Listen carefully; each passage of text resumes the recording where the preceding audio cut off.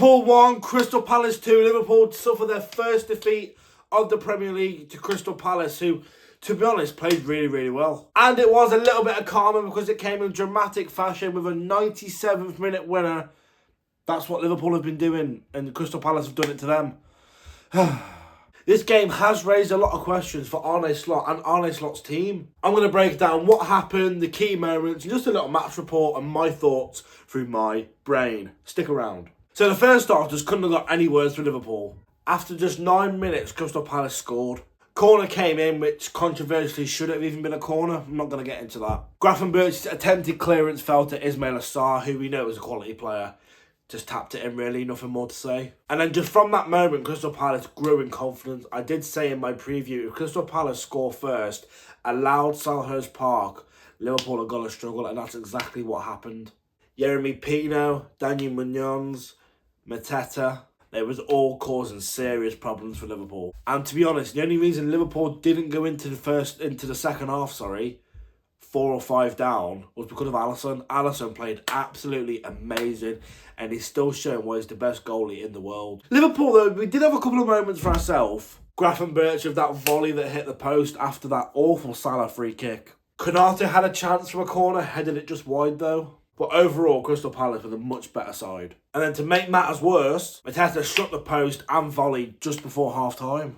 So half-time, Palace went in winning 1-0, and Liverpool, as I said before, were just so lucky it was 1-0 because if it wasn't for Alisson, it could have been 3-4-5. In the second half, the game did slow down a little bit though. Liverpool still chasing the game, obviously. Gakpo did come on, but to be honest, looked really predictable, didn't really do much when he did come on. Florian Wirtz had an absolute golden chance handed to him on a plate from Szoboszlai. Fluffed his lines. Isak had a couple of opportunities but couldn't really get into the game. He's still not match fit. He's still not ready to play, which is a bit frustrating, but out of our hands. Liverpool were pushing hard for that equaliser, but you always just felt like Palace were going to hang on or even go and get a counter-attack goal. And then eventually Arne Slot did bring on Federico Chiesa, who has absolutely turned the corner this season. I didn't really rate him when he first came in. Obviously, last year, didn't really play much at all. Faking injuries, illnesses, etc, etc. But since this season, oh my God, he's turned a corner, and I'm a Chiesa lover. And when he come on, he almost scored instantly as well. And then, as we all know, with 3 minutes left of normal time, Chiesa popped up with an equaliser. And then at that point, myself included, I thought, yes, we've nicked a draw. We've got away with it again. No. Deep into stoppage time, we got hit with karma, and Crystal Palace won and found a winner. Long throw into the box. It's such basic defending, but our defence has been awful lately. And Nketiah scored. Now, here's the thing. Liverpool looked awful. We looked flat. Yes, I get that. This wasn't the aggressive, hungry style that we're used to seeing under Jurgen Klopp a couple of years ago. This team looked flat. And I know I'm saying that we're sitting top of the league. But if you actually watch us, a couple of games that couldn't go, if they didn't go our way, we could have been down there with like Man City and whatever. And I have just got to say this and get it off my chest because it's been annoying me now for quite a few games. Milos Kerkez is not Liverpool quality at all. He's nowhere near good enough to be starting ahead of Andy Robertson. He offers nothing going forward, nothing defensively. I get he's only 21 years old and he's still got time to develop, and going from Bournemouth to Liverpool is a huge step up. I understand that.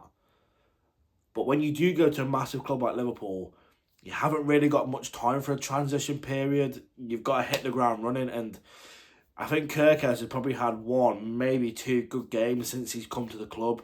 It's just not good enough. At best, Kerkez should probably be Simicast's backup, not Robertson's backup. Replacement, not backup, but you know what I mean. So obviously last season Liverpool did win the league, but was it because we were so good, or was it just because Man City and Arsenal were just so poor? Slot has got some serious work to do if we do want to defend that title, and I know I'm saying that we're sitting top of the league, but if you do look at the performances and look at how we have actually won games, it hasn't been pretty, it hasn't been convincing at all. So Palace get the win. They're the only team in the league to remain unbeaten. Are Palace going to go invincible? Oh my God, can you imagine that? And Liverpool do suffer their first defeat in the league. The cracks are starting to show. Massive game at the weekend against Chelsea, who have just been thumped 3-1 against Brighton. Going to be a big game. So what do you guys make of the game? Was this just a bad day at the office, or has this been coming for weeks? Let me know your thoughts down below in a comment. Drop a like, subscribe if you're new, and I'll see you in the next one. Peace.